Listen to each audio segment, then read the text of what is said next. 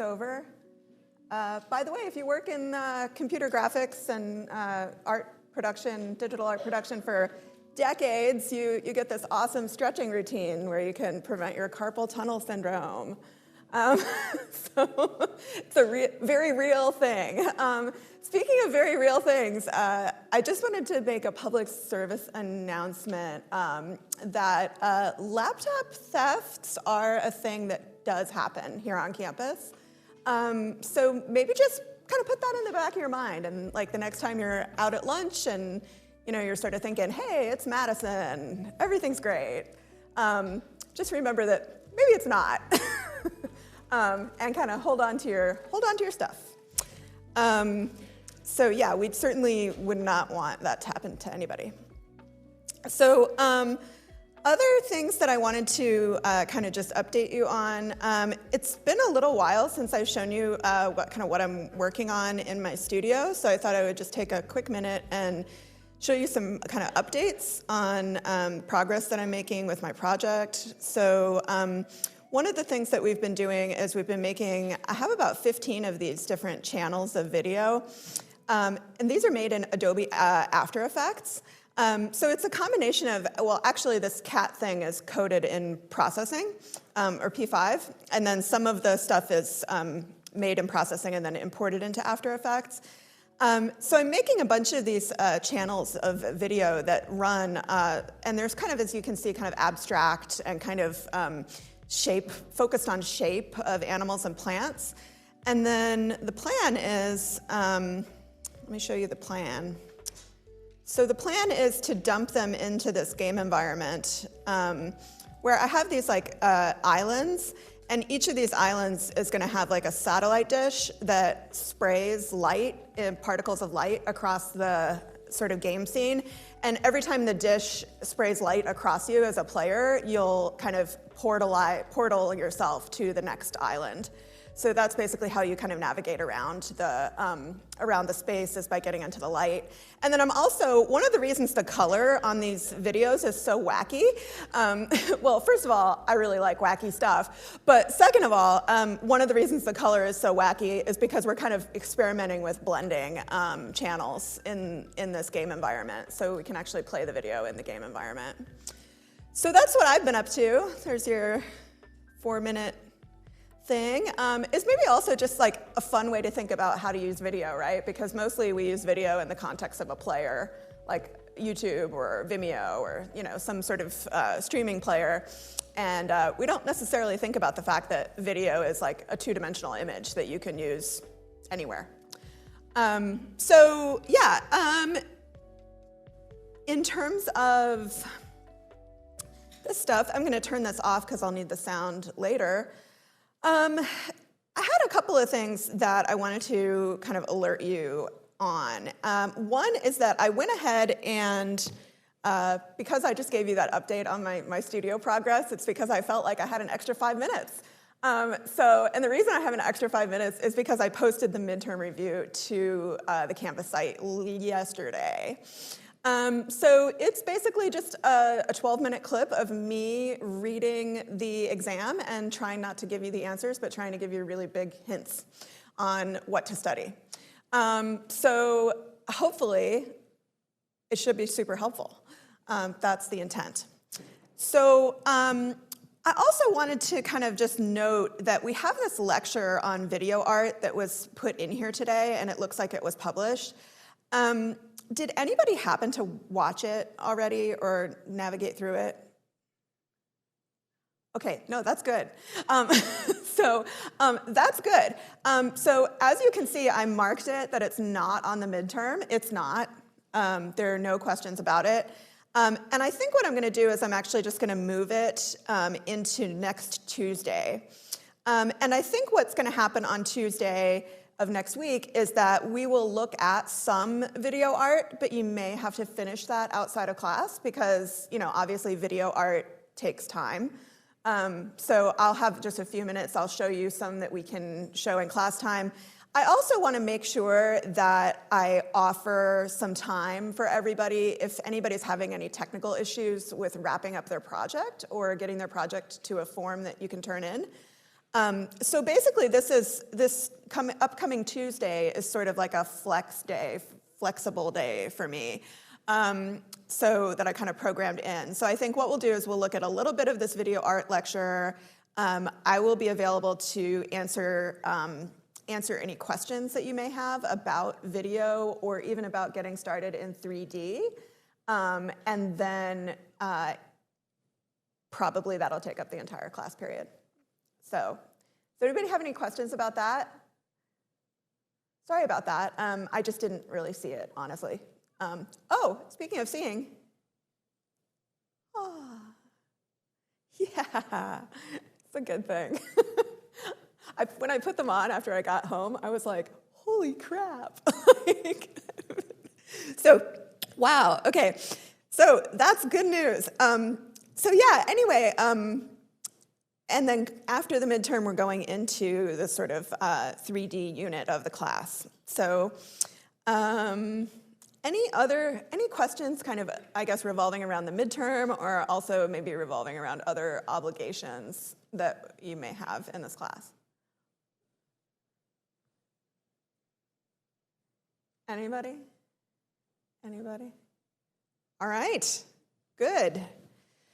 That sounds fantastic. So I am just going to double check that I'm recording, and we are. So what I'm going to do today, the sort of theme or focus of today is two things: getting audio into our project and working with audio. And we're also going to kind of cover the wrap-up and export process to get your video out of the Premiere timeline and get it into a format that you can upload to various streaming services or whatever. So let's go ahead and jump into Premiere Pro. A little bit ahead of myself, I guess.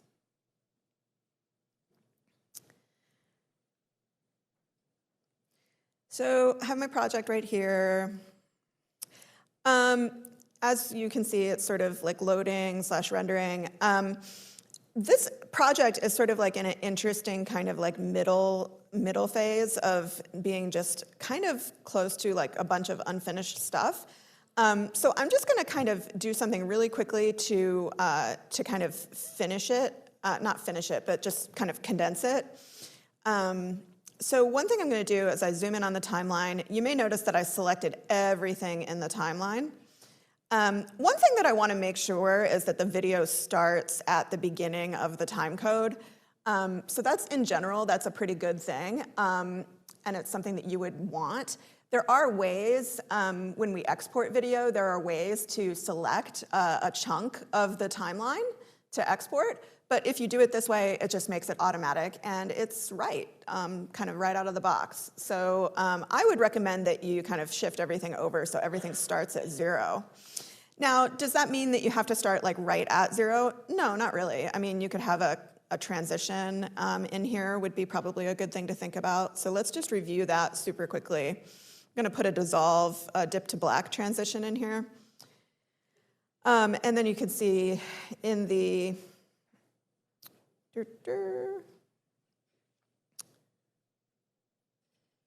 browser here, you can see that play up. And so now I'm going to zoom back out on the timeline, and I'm just going to kind of eliminate some of these big spaces. So I'm going to grab this chunk of video and just drag it. So really, I just don't want any long kind of gaps or pauses. And I think I'm also going to just throw a transition in here as a sort of like good practice. And I'm going to go ahead and just take a look at it really quickly. Okay, thank you very much. Okay, so now to the topic at hand, we're going to really discuss sound. So one thing that I would do if we're thinking about sound is we've really kind of arranged the timeline to be optimal for video. So what I'm going to do is I'm going to grab this and just pull it down a little bit. And I'm going to do the same thing for any tracks that are sort of expanded.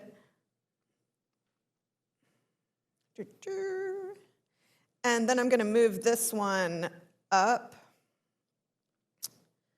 So basically, I'm just privileging the audio tracks in this case, right, and just making room for them. So yeah, that is definitely something that you might want to think about doing before you start working with audio. Now, as I recall, we actually have some audio that came in with one of the clips here. And it might be, yeah, it's hiding back here. So I'm just gonna, once again, kind of pull this towards the middle here. And we do have some actual audio. Now, you remember last week, I went ahead and unlinked the audio from the video. So what does that mean? Well, it basically means that you can have this. You can have audio that's completely, good time to test the audio. Hang on just a second. I think I have to make one quick little adjustment here.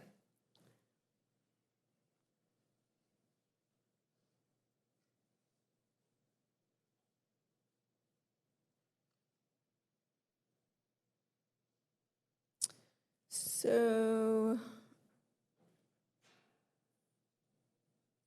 blur, blur, blur.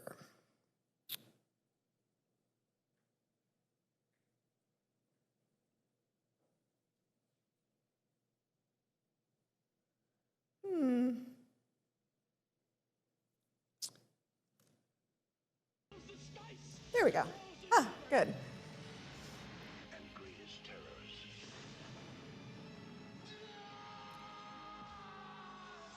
So dramatic. Anyway, the point is that the audio is no longer sort of tied to the video. Is that good? Is that bad? It's good if you want to use it for something else. It's maybe not so great if you're actually trying to track it with the video clip, because it can get knocked off of its sort of, it can get out of sync. So in general, like if I'm using video in a way that the audio needs to be synced up with the video, I keep them linked. And if I don't want them linked, then obviously you would unlink them. So here you can see we're still pretty synced. So, okay, so there, we've got some audio that came in with our video clip, but really that's not sort of like the way that we're sort of thinking about using audio in this assignment, although it is an option. One thing that I want to show you is the archive of audio clips that I provided for you all. So, fun story, I used to work at an advertising agency in the early internet age, and we used to do a bunch of like television commercials and stuff like that. So anyway, I had this like huge collection of Foley sounds, which are basically sounds that you use to track a video with. So that's the sort of like story of where these came from. So you can download the entire clip library if you want. And I'll just go ahead and do that. So there are tons and tons, I mean not tons, but there's a couple hundred like high quality Foley clips here for you to choose from. And these are generally going to be short clips that make sounds of things or environments. There is another site that I have linked from the Canvas site that's also a really great site for finding sound. It's called freesound.org, and you're asked to create a login. This is a project that belongs to a university, so I think it's highly unlikely that they will abuse your personal information, because it's a nonprofit sort of deal. So I'm going to do that real quickly. And if we start to look for sounds here, there are just obviously like hundreds of thousands of sounds that you can search. I want to download a couple of sounds with you to kind of illustrate maybe what makes a good sound and what makes a not so great sound. So one thing, I'm just going to click on some random thing and tell you about it. So this sound seems okay. Let me go ahead and play it.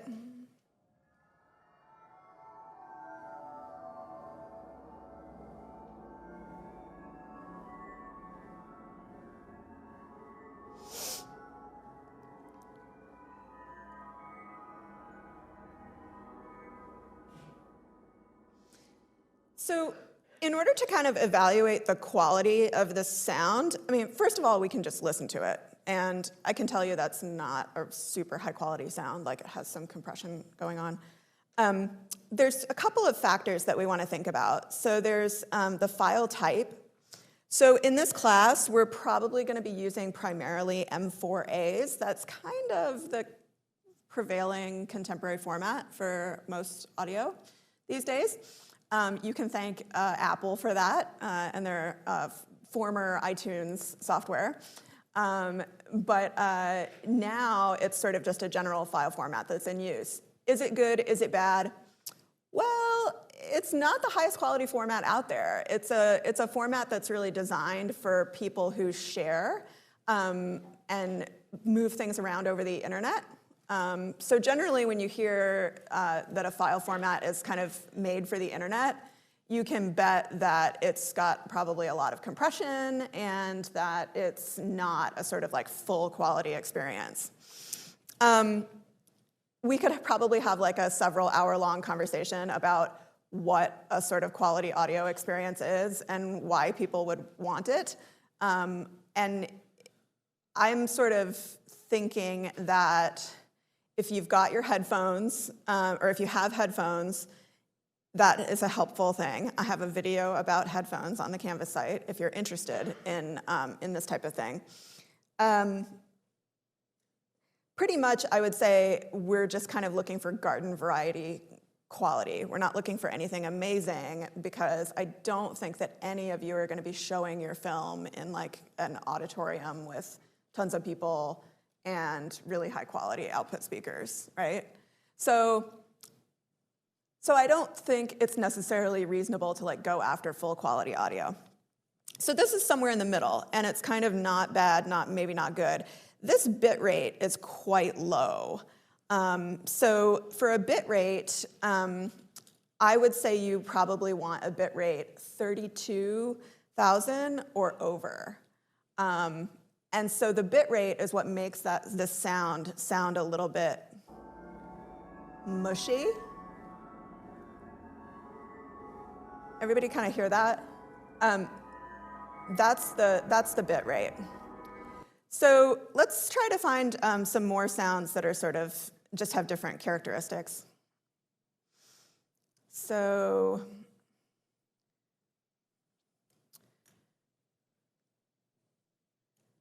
this is another file format that I would like to tell you about.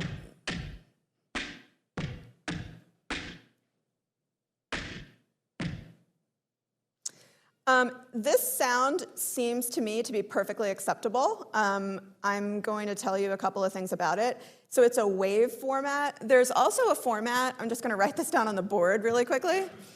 There's also a format called AIFF that is basically completely equivalent to WAV.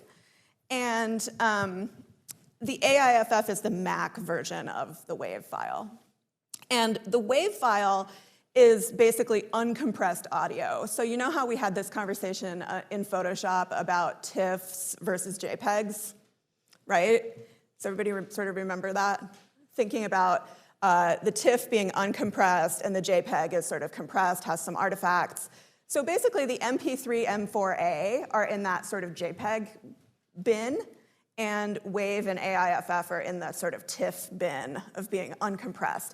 Now, what are some of the benefits and drawbacks to that? Well, M4As and MP3s are small files, right? So that's good. If that's something you care about or something that you need, then definitely that seems like a bonus. Again, lower quality. The WAV and the AIFF, you get higher quality, but you also get higher file size. So I have like some audio recordings of some projects that I did where people were reciting like novels in a sound studio, and the recordings were like multiple hours long, and as WAV files, they're humongous, unbelievably humongous. So it's just one of those things that you have to kind of weigh for yourself, like what you care about. But that would be a totally acceptable sound. So I'm going to grab a couple of sounds out of Freesound just to sort of be comprehensive. So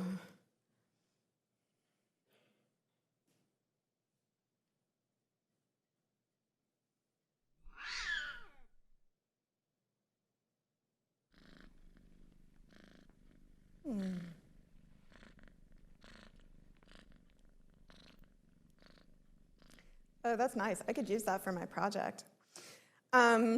So again, wave file, sure, that's great. Duration, it's a little short actually. The sample rate, this looks good, and the bit depth, again, that's fine. One thing you also want to take just note of when you're looking for files, all of the files in the sound clip should be in stereo, meaning that they have a left and a right channel. The sounds on Freesound may very well be mono, and this is mono. Does it matter? If you're making a sound collage with a bunch of different sounds, I don't think it does matter because there's probably a lot going on. If you're making something and all of the files are mono and you intend people to sort of watch your video with headphones, that could be kind of a problem. I don't know, problem, but people would be like, ding, ding, ding, is something wrong here? So usually I only use mono files as like a supplement in a sound environment because they can be used that way and it doesn't really matter. So let's jump back into Premiere, and I'm going to go ahead and import the files that I used, that I downloaded just now. And actually, I'm going to just quickly jump back in here and download this file because cats. So I'm going to go ahead and import these, and then I'll probably import that other file separately.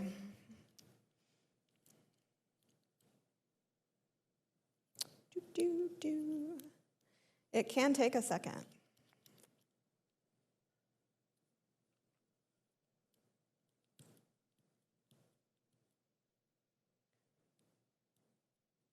Boy. This is like the saddest pencil I've ever seen. It's like broken in like 4 different ways. Yeah, okay, wow. It's taken a second. It would definitely take less time if we just imported the clips that we thought we wanted to use. But before I get kind of ahead of myself, I'm going to bring in that little cat purring file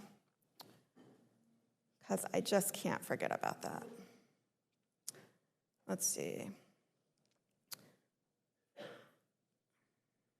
There we go. Okay, so first thing you can do with audio in Premiere, which is super fun, is you can kind of start to layer audio. So here, if we want to just experiment with layering a little bit, we have this sort of second track here. A lot of people ask me, how many tracks should you have, and how many tracks do you need? I mean, every project is different, right?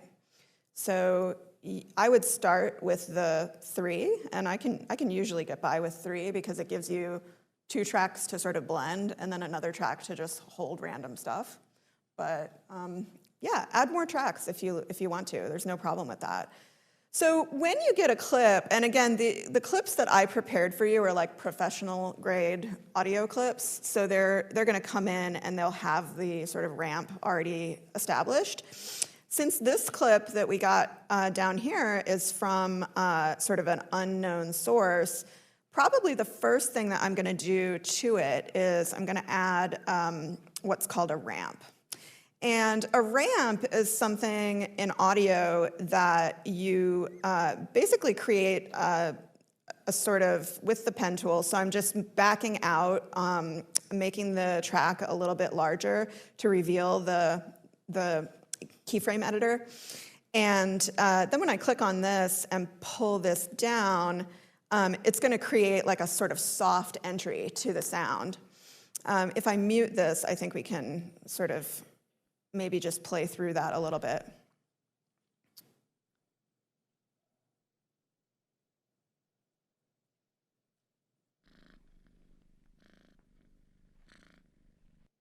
So this clip might not be the super greatest example because it already has. If you look at the waveform, that's the thing that, describes the audio. You can see that it doesn't really start off with like a loud bang.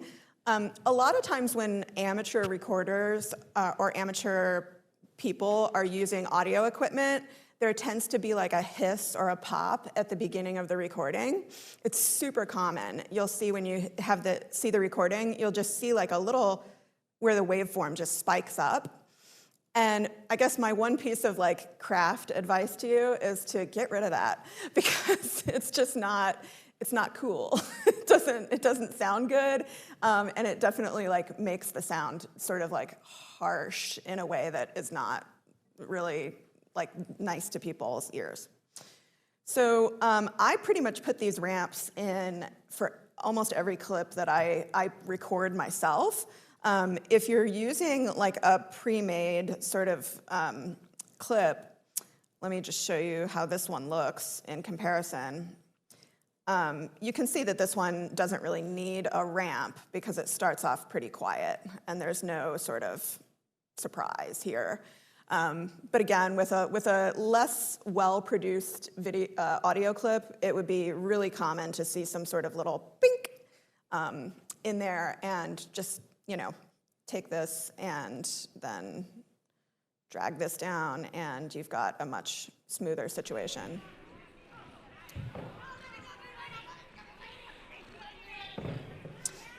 So as we're kind of like thinking about this, we're kind of maybe like unwittingly entering into the territory of mixing.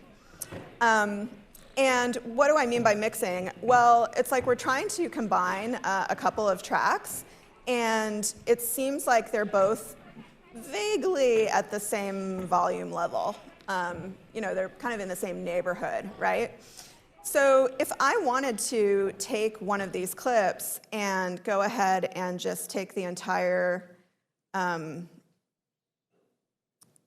volume level and push it up, you do that with the selection tool, and you can kind of just raise the peak of the sound. So now if I come back to that, we should have a lot more cat.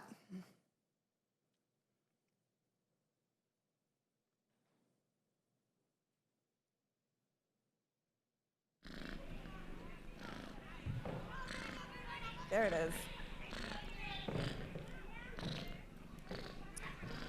And then we could even bring back the other track.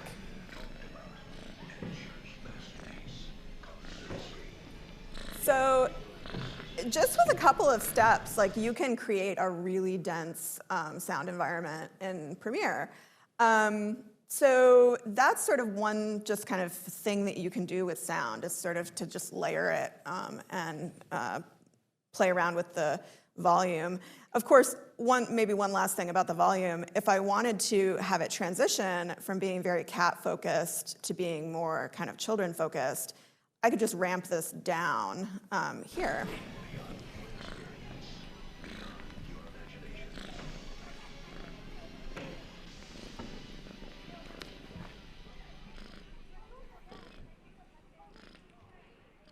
It's so bizarre.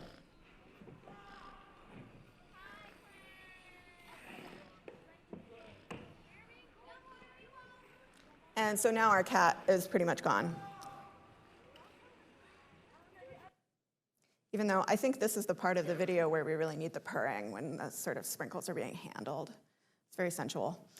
So some other things that we can do with audio, aside from kind of layering it like we're doing right now, I'm going to grab the selection tool, and I'm going to show you in the last few minutes here some tricks for putting effects on sound. So down here in the effects library, you may have noticed that when you looked at transitions and video effects, that there's also a folder for audio effects. How about that? So to use these audio effects, It's pretty straightforward.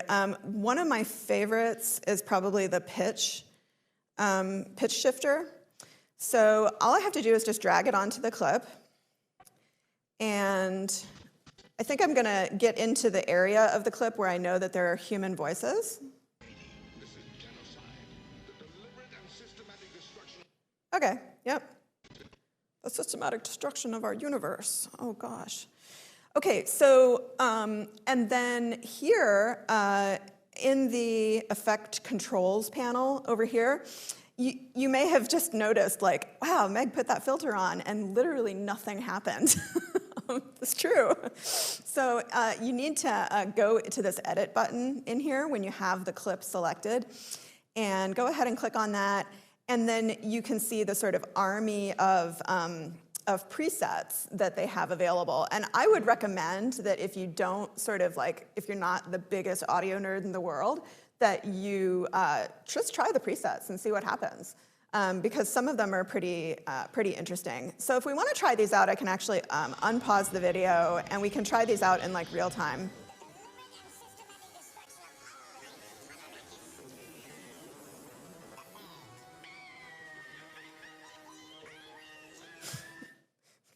Just my all-time favorite. And then there's also this one, which is pretty good. Chocolate. And so, yeah, so that's the pitch editor, or the pitch shifter in a nutshell. And I can just clear this if I want to get rid of it.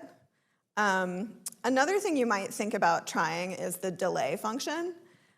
So delay is another really sort of classic audio filter. And if we go in here to edit and then pause it,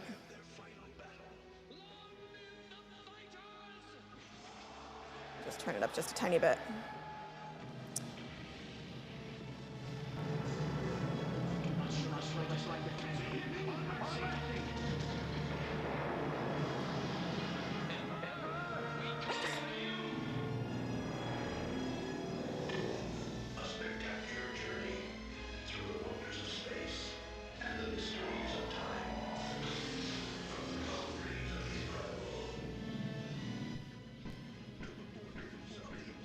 Anyway, there's like a billion of them, and you can kill an afternoon just like sampling audio effects.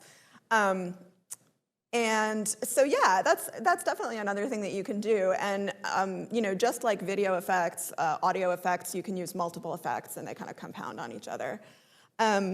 So yeah, I would definitely not forget about the ability to use audio effects. If there's a sound in the sound library where you're like, wow, this sound would sound great if it were like 5 times slower, then yeah, try it out. That would be interesting to just try. So the time and pitch shifter would be actually the tool to do that with. So we're gonna run out of time as usual, but pretty much at this point, obviously we don't have any sort of like narrative or creative content because I haven't been super intentional about how we've edited and selected these clips and such. But assuming that you are sort of done with your project, which means that you have sound and you have some other stuff, I'm just kind of shortening the video as a whole right now, then you should be good to sort of export a project. So right now I'm just making this a good bit shorter because I had let the clip sort of just fill in there. So this is the 5-minute mark. It was way too long. I could certainly kind of take it and make it even shorter, but I'm not really sure that it's necessary. So in any case, this could be something resembling a finished video. So what we're going to do is we're going to do a couple of things. I would like you to just make a note of what it says right here, that this is my, I'm going to go into the project browser here, and I'm going to make it so I can't see those. So this is basically the sequence that we're working with right now, the sequence called Sprinkles. And it's right here in the project browser. And this is like the silliest Adobe thing.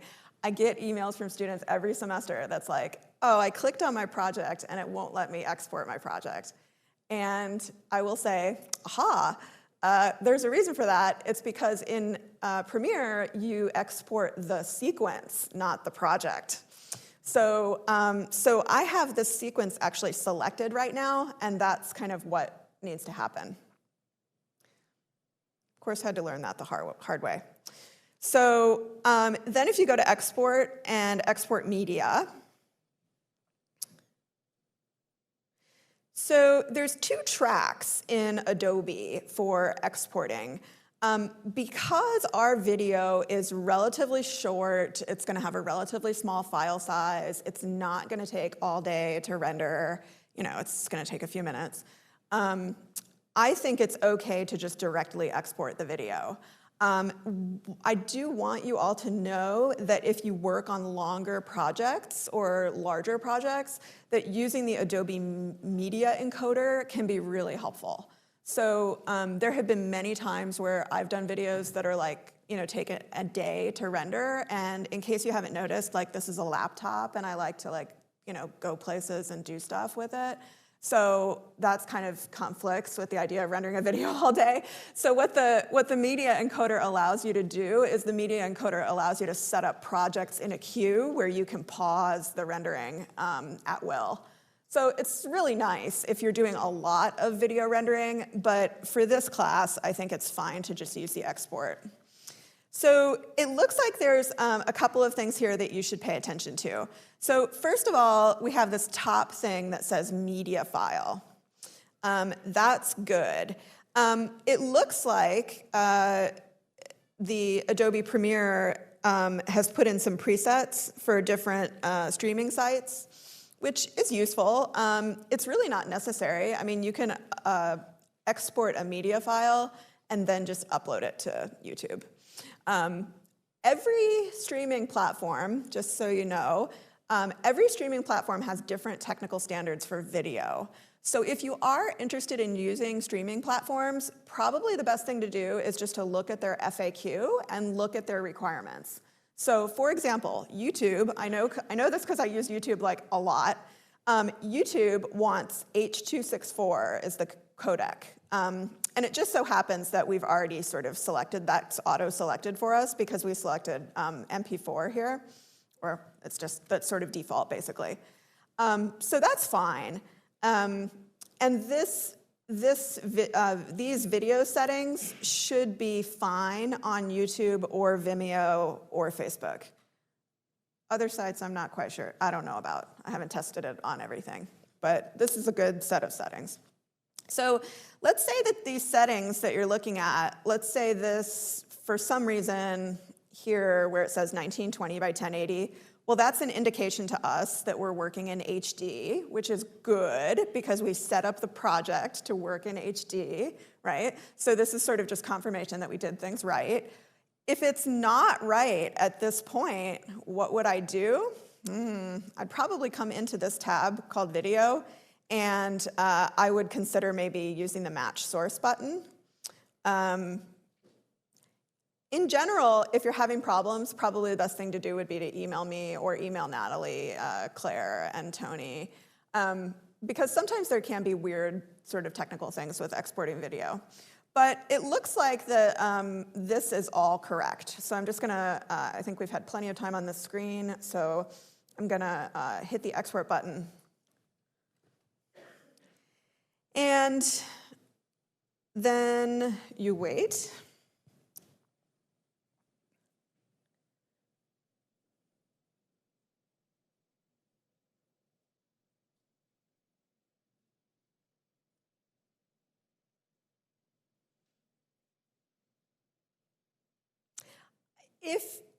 I'm just going to make a blanket statement for all of you. If your video takes longer than a half an hour to export, email me or the TAs, because that means that something might not be right. Nobody's got time for that. So this one is taking about a minute. Some things that can increase your render time exponentially, like if you have a ton of tracks that blend, that can definitely like skyrocket your render time. Lots of transitions and effects, more render time.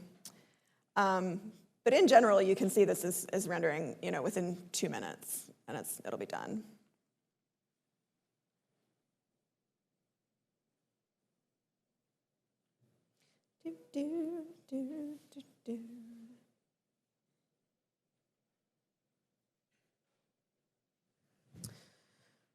Okay, so it looks like I was smart enough to put it in my folder, which is nice, automatically goes in my folder. And it looks like we have, where is the new video? Here we go. So the video file name by default is your sequence name. And I'm going to tell you something that might seem a little silly, but you might thank me later. What should you do with your video after you process it? You should watch it. Do not upload directly to Canvas or your various media sites. There can be glitches in video encoding, so I would strongly recommend. Oh my God, the sprinkles! I would strongly suggest that you just watch the video. If you can't be bothered to watch the video, even just scrubbing through it to make sure that it's all there is highly, highly useful. So every year I get a couple of students that are like, here's my video, it's a black screen. Isn't it wonderful? And I'm like, you should have watched it before you uploaded it. Oh, what a pleasant screen to stay on. So basically, this is it. This is your file. It's ready to go to upload to any sort of media site or streaming site. The file size of this is just fine. Everything's fine. It's great. So one other thing that I wanted to show you really quickly while we have our last 5 minutes, because I wanted to make sure that we talked about exporting the video, so we got that done. So there's one other thing that I wanted to show you that you can do in Premiere that is super fun, and that is making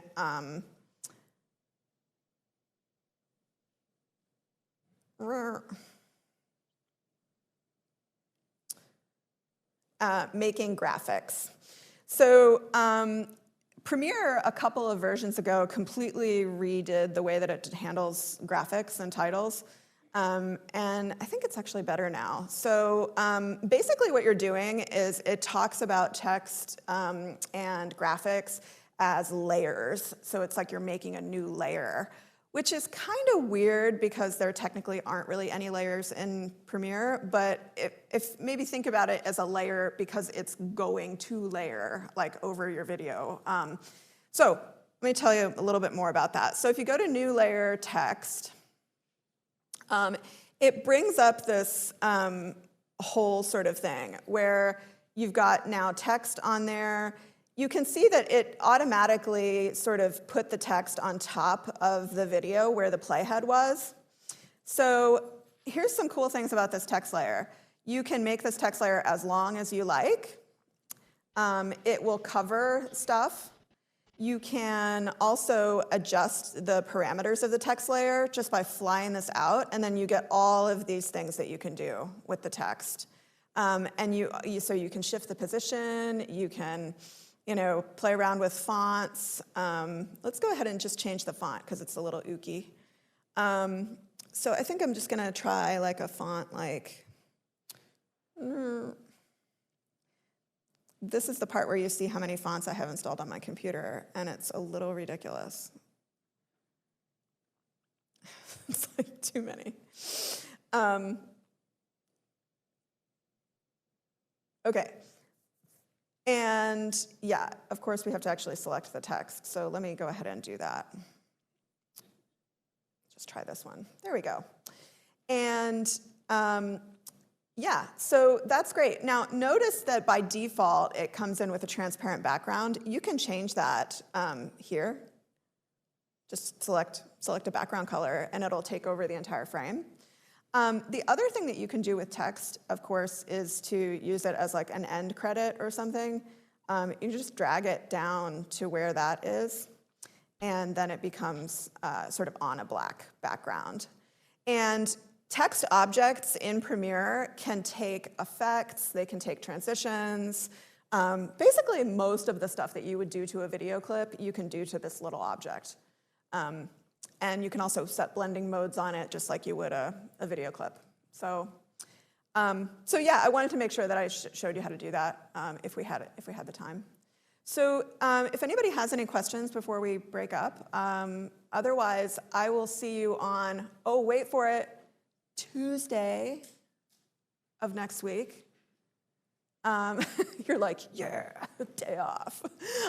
And so if you have any issues with the midterm or any glitches or anything, like I will be online Thursday and Friday, and at the ready to respond if there are any problems. Okay?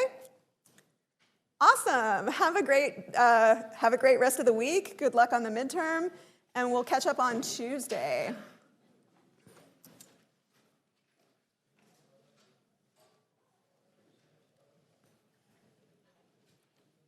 Hi.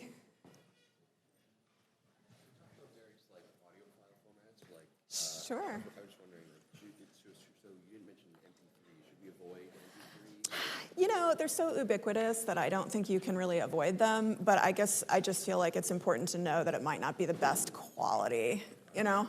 Yeah, yeah. Mm-hmm.